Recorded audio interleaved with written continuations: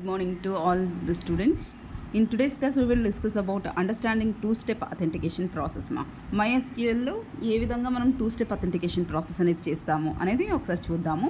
So step 1 చూద్దాము. Step 1 ఏంటి? MySQL looks at the host you are connecting from the username and password you are using. If correct ID password, then MySQL moves to the second step. అంటే first step ఏంటంట? First of all మీరు password తర్వాత user name అనేది కరెక్ట్గా ఇవ్వాలి. కరెక్ట్గా ఇవ్వడం అనేది స్టెప్ 1. అర్థమవుతుందా? స్టెప్ 1లో ఏం చేయాలి? యూజర్ నేము పాస్వర్డ్ అనేది కరెక్ట్గా ఇవ్వాలి. ఒకవేళ యూజర్ నేమ్ అండ్ పాస్వర్డ్ అనేది కరెక్ట్ అయితే then only it will move to the step 2. Okay, so step 2 ఏంటి అనేది ఒకసారి చూద్దాం. For which when SQL command you are attempting to use, MySQL verifies that your user has permissions that action for that database అంటే DB అని పెట్టాను.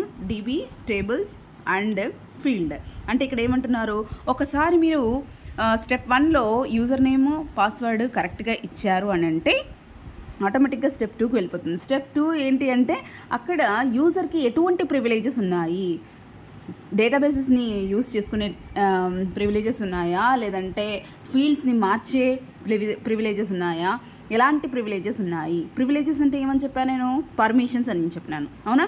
So యూజర్కి ఎలాంటి permissions ఉన్నాయి, డేటాబేస్లో ఏముంటాయి? టేబుల్స్ ఉంటాయి. సో టేబుల్స్లో ఉండే డేటాను చేంజ్ చేయడానికి వీలుంటుందా లేదా, లేదా టేబుల్స్లోని పర్టికులర్ ఫీల్డ్ని చేంజ్ చేయడానికి వీలుంటుందా లేదా, ఐ మీన్ పర్మిషన్ ఉంటుందా లేదా అనేది స్టెప్ 2లో చూస్తామన్నమాట. సో 2-స్టెప్ అథెంటికేషన్ ప్రాసెస్లో ఫస్ట్ స్టెప్లో యూజర్ ఐడి యూజర్ నేమ్ అనేది కరెక్ట్గా ఉంటేనే స్టెప్ 2కి మూవ్ అవుతుంది. అంటే స్టెప్ 2లో మళ్ళీ ఏం జరుగుతుంది?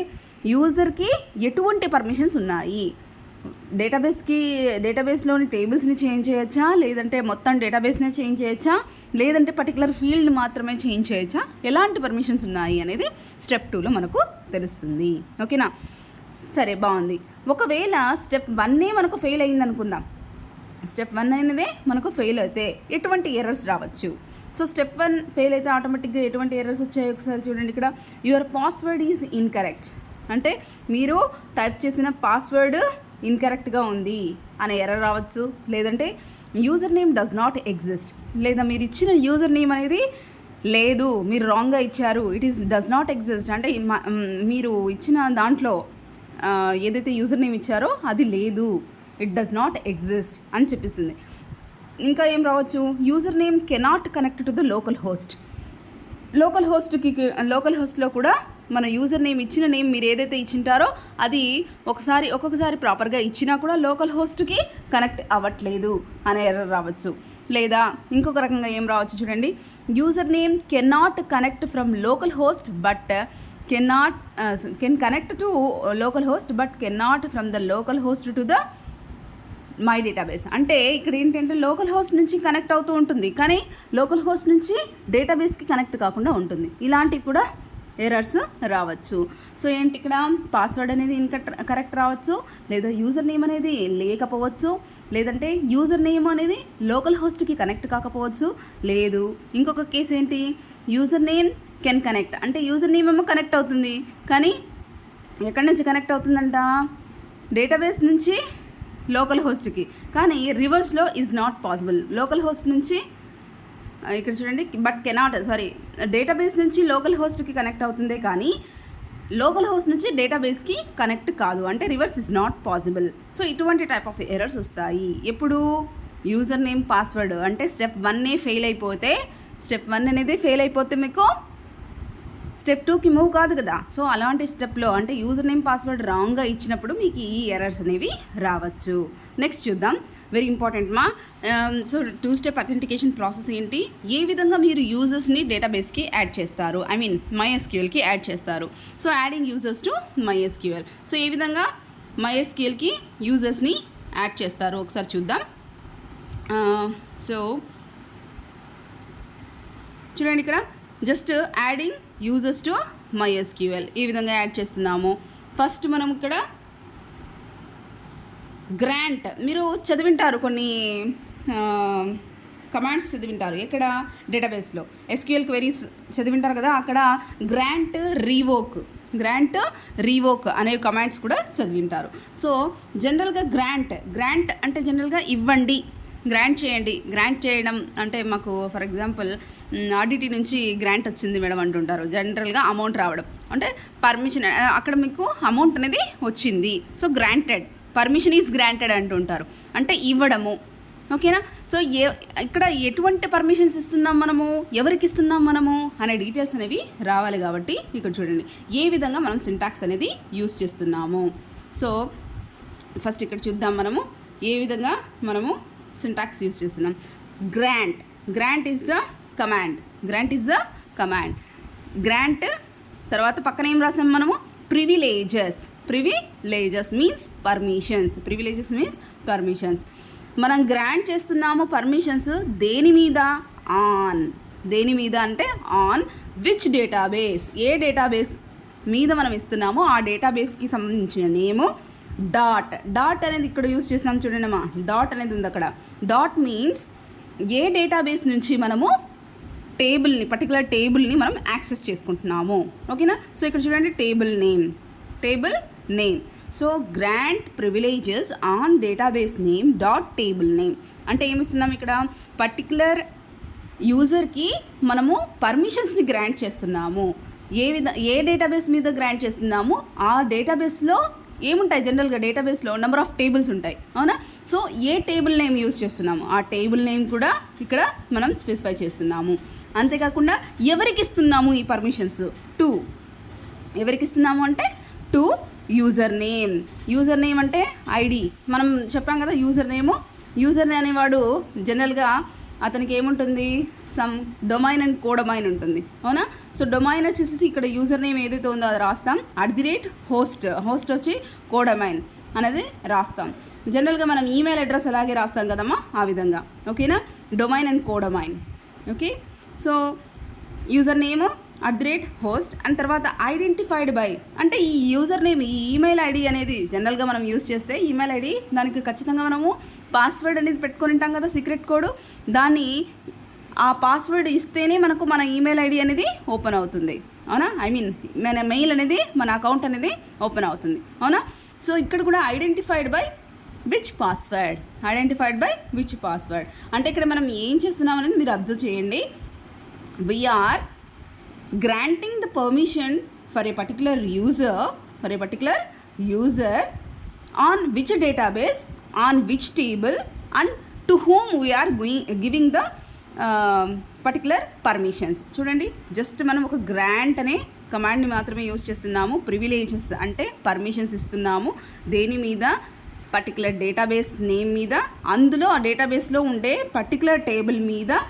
ఎవరికి ఇస్తున్నాము, టు పర్టికులర్ యూజర్ అంటే యూజర్ నేమ్. ఇక్కడ యూజర్ నేమ్ మొత్తం రాసాము. ఆ యూజర్ నేమ్ అనేది ఎలా ఐడెంటిఫై చేయబడింది, బై ఏ పాస్వర్డ్. సో దీనికి ఒక ఎగ్జాంపుల్గా నేను ఇక్కడ ఇచ్చాను చూడండి, ఒక చిన్న ఎగ్జాంపుల్ ఇచ్చాను. సో ఎలా మనం రాస్తున్నాం ఇక్కడ చూడండి. గ్రాంట్ అనేది యూజ్ చేసాం కదా, సింటాక్స్ ప్రకారంగా ఉంటుంది చూడండి. ఇది ఫర్ ఎగ్జాంపుల్ అని ఇచ్చినది సింటాక్స్ ప్రకారంగా ఉంటుంది. ఇందాక చూపించింది నేను సింటాక్స్, ఇప్పుడు చూపిస్తున్నది ఎగ్జాంపుల్. సో గ్రాంట్ అనేది కమాండ్ కాబట్టి దాన్ని అలాగే రాస్తాం. ఓకే? ప్రివిలేజెస్ ఆల్ అనేది ఏమి ఇక్కడ, ప్రివిలేజెస్ ఆల్ అంటే giving all permissions to the user. On అంటే ఏంటి, ఆన్ అంటే దేని మీద అనేది వస్తుంది. దేని మీద ఇస్తున్నాం మనము, my DB is the database name. And dot అని ఇస్తే మనం అక్కడ పక్కన స్టార్ ఇచ్చాం. Star means all the tables in that particular database. My DB అనేది ఏమక్కడ, డేటాబేస్ నేమ్. మరి dot star means all the, star అంటే ఏంటి, all the tables in that particular database. So మన డేటాబేస్ ఏమి ఇక్కడ, మై డీబీ అనేది database name. Star means all the tables in that particular database. ఇక్కడ మనము యూజర్ నేమ్ ఏమి రాస్తున్నాము అది కూడా చూడాలి ఒకసారి. సో ఎవరికి ఇస్తున్నాం మనము, to particular user. That particular user is John అనే అతనికి @some domain and codomain name ఇచ్చాం. అంటే ఏంటి, ఈమెయిల్ ఐడి ఫార్మాట్లోనే ఉంది ఇక్కడ. ఓకేనా? యూజర్ నేమ్ ఇస్తున్నాం which is identified by some password. Password మనకు numbers, letters and mixed characters కూడా రావచ్చు కదా. సో స్పెషల్ క్యారెక్టర్స్ కూడా రావచ్చు. సో ఆ విధంగా ఒక చిన్న ఎగ్జాంపుల్ ఇచ్చాను నేను. అర్థమవుతుందమ్మా? సో జాన్ అనే పర్టికులర్ పర్సన్కి ఏదైతే పర్టికులర్ పాస్వర్డ్తో ఉన్నాడో ఆ పర్టికులర్ యూజర్కి మనం ఆల్ ప్రివిలేజెస్ని ఇస్తున్నాము. అంటే ఈ డేటాబేస్ MyDB అనే డేటాబేస్లోకి సంబంధించిన ఆల్ టేబుల్స్ని అతను ఏం చేయొచ్చు, ఎటువంటి చేంజెస్ అయినా చేసుకోవచ్చు. And that means he can create new tables or he can delete the existing table rows. Okay, he can alter the commands, update the commands, update the tables, ఇలాగనమాట. ఓకేనా, ఏమైనా చేంజెస్ చేసుకోవచ్చు. ఓకే, ఎందుకు మనం all permissions అనేవి ఇస్తున్నాం ఇక్కడ. సరే, బాగానే ఉంది. సో మనం ఇప్పుడు ఏం చేస్తాము, డేటాబేస్కి పర్మిషన్స్ అనేవి పర్టికులర్ యూజర్కి మనం ఆల్ పర్మిషన్స్ అనేవి ఇచ్చేసాం. మరి పర్మిషన్స్ ఇచ్చినప్పుడు పర్మిషన్ లేదు అనేది కూడా ఉండాలి కదా. సో పర్మిషన్ లేదు అనడానికి ఏముంది ఇక్కడ, లేదా ఇచ్చిన పర్మిషన్స్ని తీసేయాలి అనేసి అంటే ఏం చేయాలి, ఇక్కడ ఇంకొక కమాండ్ని యూజ్ చేయాలి. That command is the revoke.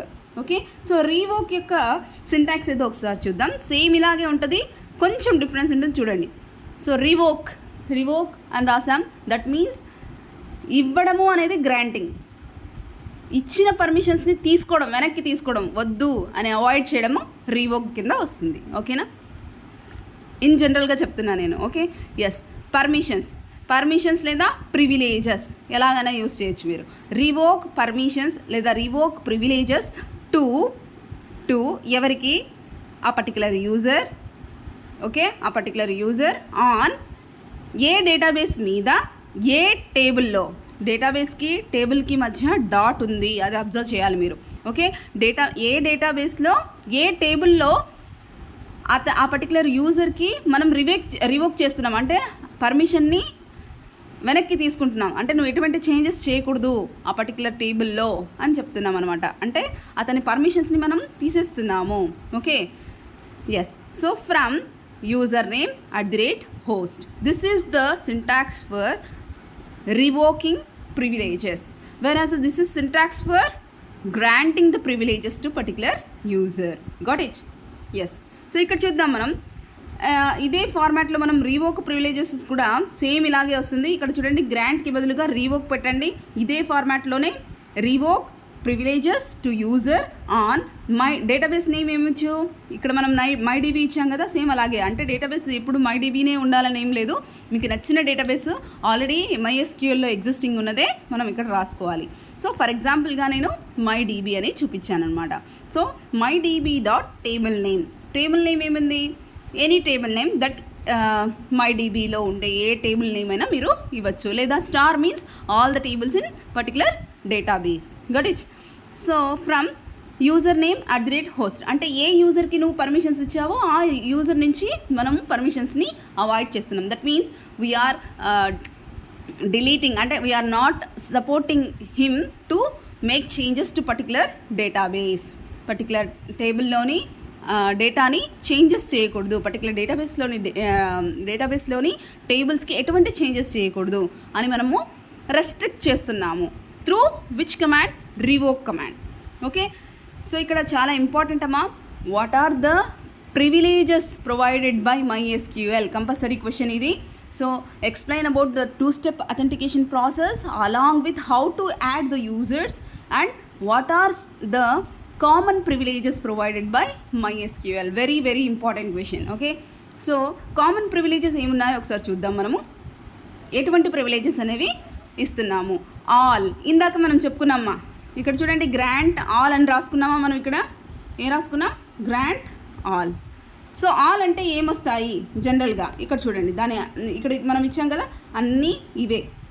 ఎటువంటి పర్మిషన్స్ MySQL యూజర్స్కి ఇస్తుంది.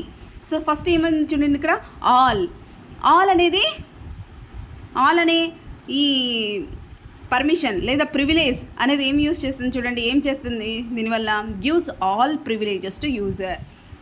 ఎటువంటి ప్రివిలేజెస్ ఇస్తుంది అంటే డేటాబేస్కి మనం ఎటువంటి చేంజెస్నైనా చేసుకోవచ్చు. సో ఆల్ పర్మిషన్స్ అంటే కొన్ని పర్మిషన్స్ మాత్రమే యూజర్కి ఉంటాయి, కొన్ని పర్మిషన్స్ యూజర్స్కి ఉండవు. సో కానీ through this all command user can be allowed to make changes to database, all changes. Okay, so కొన్ని మాత్రమే ఇవి యూజర్ చేయకూడదు, ఓన్లీ పర్టికులర్ అడ్మినిస్ట్రేటర్ మాత్రమే చేయాలి అని మాత్రమే ఉంటాయన్నమాట. అవి సెపరేట్గా ఉంటాయి మరి. Okay, yes. Next alter. Alter అంటే ఏంటి? సో ఎగ్జిస్టింగ్ టేబుల్లో మీరు ఏమన్నా కాలమ్స్ని చేంజ్ చేయాలి, ఓకే, కాలమ్ ఫీల్డ్స్ని యాడ్ చేసుకోవాలి, చేంజెస్ చేయాలి లేదా యాడ్ చేసుకోవాలి, ఇలాంటివి మీరు ఆల్టర్ ద్వారా చేయొచ్చు. ఇవి కూడా మీరు ఎస్క్యూఎల్ డేటాబేస్, ఓకే, మీరు ఎస్క్యూఎల్ చదివారు కదా, ఎస్క్యూఎల్లో అక్కడ మీరు ఈ కమాండ్ గురించి ఐడియా ఉంటుంది, దాని సింటాక్స్ ఉంటుంది. ఓకేనా, సేమ్ ఇక్కడ కూడా అదే నేను చెప్పాను, MySQL is similar to that of SQL. Same క్వరీసే ఉంటాయి కానీ కొన్ని చోట్ల సింటాక్సెస్ అనేవి చేంజ్ అవుతూ ఉంటాయి. ఓకే, సో ఆల్టర్ వచ్చేసి డేటాబేస్లో పర్టికులర్ కాలమ్ని కానీ యాడ్ చేయడం కానీ రిమూవ్ కానీ చేసుకోవచ్చు. And next create. క్రియేట్ మనకు తెలిసిందే, we can create the new tables in a particular database. Same ఇక్కడ కూడా అంతే. డిలీట్లో ఏం చేయొచ్చు? డిలీట్లో మనము కావాల్సిన రోస్ని డిలీట్ చేసుకోవచ్చు. ఓకే, అండ్ డ్రాప్ అంటే మొత్తం డేటాబేస్ నుంచి ఆ టేబుల్స్ని డ్రాప్ చేయడం, అంటే తీసేయడం, ఎంటైర్గా డిలీట్ చేయడం. డ్రాప్కి డిలీట్కి డిఫరెన్స్ ఉంటుంది, మీరు అబ్జర్వ్ చేయాలి. ఓకే, నెక్స్ట్ ఫైల్ అంటే ఏంటి? User can import or dump any file. So user అనేవాడు ఏదైనా ఫైల్ని ఇంపోర్ట్ చేసుకోవచ్చు లేదా దాన్ని వద్దనుకుంటే వదిలేసుకోవచ్చు, అంటే మెమరీలో నుంచి తీసేసేయచ్చు. ఓకేనా, నెక్స్ట్ చూడండి ఇన్సర్ట్ అనేది ఎందుకు యూస్ చేస్తాం? జనరల్గా మనకు తెలుసు, ఒక టేబుల్ని క్రియేట్ చేయగానే అందులో ఉండే నెంబర్ ఆఫ్ రోస్ని, దట్ మీన్స్ టపుల్స్ని క్రియేట్ చేసుకోవాలి. నెంబర్ ఆఫ్ రోస్ని క్రియేట్ చేసుకోవాలి అంటే you can use the insert command. ఇది కూడా మీకు ఎస్క్యూఎల్లో వచ్చి ఉంటుంది. అండ్ నెక్స్ట్ ప్రాసెస్ అంటే ఇక్కడ చూడండి, ఆల్ పర్మిషన్స్ అయితే ఉంటాయి కొన్ని చోట్ల అని చెప్పాను, కొన్ని మాత్రమే అడ్మినిస్ట్రేటర్కి మాత్రమే పర్మిషన్ ఉంటుంది అనే మాట కూడా చెప్పాను ఇందాక నేను, అవునా? సో అడ్మినిస్ట్రేటర్కి మాత్రమే లేదా అథెంటికేటెడ్ పర్సన్కి మాత్రమే ఆ పర్మిషన్ ఉంటుంది అని చెప్పాను. సో అలాంటివి ఏమున్నాయి అనేది ఒకసారి చూద్దాం. ప్రాసెస్ అంటే ఏంటి? ఈ కమాండ్ ఎందుకు యూస్ చేస్తారు? Can view and stop the system processes. అంటే ఇక్కడ యూజర్కి ఎటువంటి పర్మిషన్ ఉంటుందంట? ప్రాసెస్ని వ్యూ చేయొచ్చు, at the same time stop కూడా చేయవచ్చు. సో ఇక్కడ చూడండి, బ్రాకెట్లో ఒక మాట ఇక్కడ బాగా స్పెసిఫై చేశారు, ఓన్లీ ట్రస్టెడ్ యూజర్స్. ఎవరు చేయొచ్చంట ఈ పని? ఓన్లీ ట్రస్టెడ్ యూజర్స్ మాత్రమే చేయాలి అని. అంటే ఒక రకంగా అడ్మినిస్ట్రేటర్ మాత్రమే చేయగలడు, లేదా యూజర్స్లోనే పర్టికులర్ పర్సన్స్కి మాత్రమే పర్మిషన్ ఉంటుంది, వాళ్ళు మాత్రమే చేంజెస్ చేయగలరు, అదర్స్ అందరూ చేయలేరు అనమాట ప్రాసెస్కి. ఓకేనా, process can be viewed by user, at the same time he can stop that particular process, system process. Okay, and next reload అనేది కూడా చూడండి, user can issue flush statements. ఇక్కడ ఫ్లష్ స్టేట్మెంట్స్ అంటే ఏంటి? నేను చిన్నగా బ్రాకెట్లో రాశాను. రీలోడ్ ఇంటర్నల్ క్యాచ్ మెమరీ, అంటే మెమరీకి సంబంధించిన కమాండ్ అనమాట ఇది. సో రీలోడ్ అనేది కూడా ఏంటి? ఇంటర్నల్ క్యాచ్ మెమరీ ఏదైతే ఉందో వాటినన్నింటినీ ఒకసారి రీఫ్రెష్ చేయడం, రీలోడ్ చేయడం. ఓకే, రీలోడ్ చేయడం అనేది కూడా ఓన్లీ ట్రస్టెడ్ యూజర్స్కే. ఇక్కడ నేను డిటోస్ పెట్టానమా, సో ఓన్లీ ట్రస్టెడ్ యూజర్స్ మాత్రమే ఇది కూడా చేయగలరు, అందరికీ ఈ పర్మిషన్స్ ఉండవు. Only for the trusted users మాత్రమే ఈ కమాండ్స్, ఈ ప్రివిలేజెస్ అనేవి ఉంటాయి. ఓకే, అండ్ నెక్స్ట్ వచ్చేసి సెలెక్ట్ మనం మామూలుగా తెలుసు, సెలెక్ట్ ఎందుకు యూస్ చేస్తాము? సో ఒక టేబుల్ క్రియేట్ చేసేసి ఉంటాము, అందులో రోస్ ఇన్సర్ట్ చేస్తాము. సో మనకు ఎన్ని నెంబర్ ఆఫ్ రోస్ ఉన్నాయి ఆ పర్టికులర్ టేబుల్లో అనేవి జనరల్గా చూడ్డానికి సెలెక్ట్ యూస్ చేస్తుంటారు. అవే కాకుండా ఇంకా నాకు మరి వేర్ యూస్ చేసి కూడా వేర్ అనే కమాండ్ యూస్ చేసి సెలెక్ట్ చేయడం. ఓకే, కండిషన్స్ అప్లై చేసి అక్కడి నుంచి సెలెక్ట్ చేయడం, ఇలాంటి వాటికి మనం సెలెక్ట్ కమాండ్ని యూస్ చేస్తూ ఉంటాం, అవునా?